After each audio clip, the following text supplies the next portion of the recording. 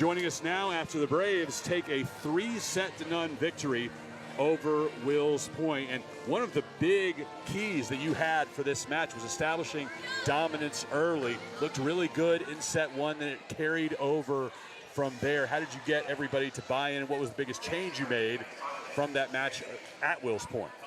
Just the speed of starting and how we played from the very beginning. I felt like when we were at Wills Point, we didn't play at the speed that we needed to play at when we were starting.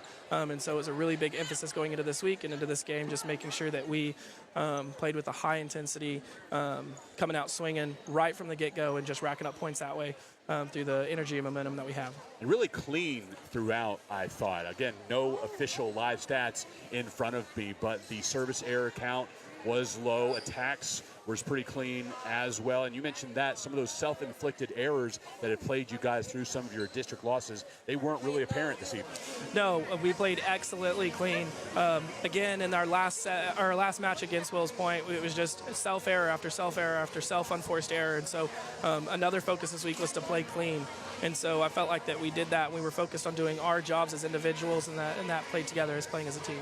In the third set, Sydney Jones really caught fire. And we talked about it earlier this week, but I'd love for the audience to hear about the fire that she had in the off season, because coming off a really tough injury, she wasn't able to help her team last year, but came out with a determined effort.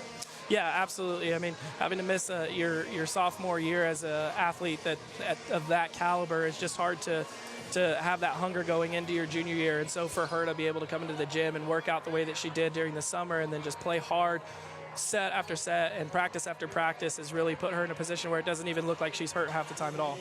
Jeremy, congratulations. Big win for your team, as we mentioned. Now tied for fourth place in this district. Standings hold. We could be looking at a play-in game between these two at a neutral location. We know that Wills Point got the best of you at their place. You do the same here.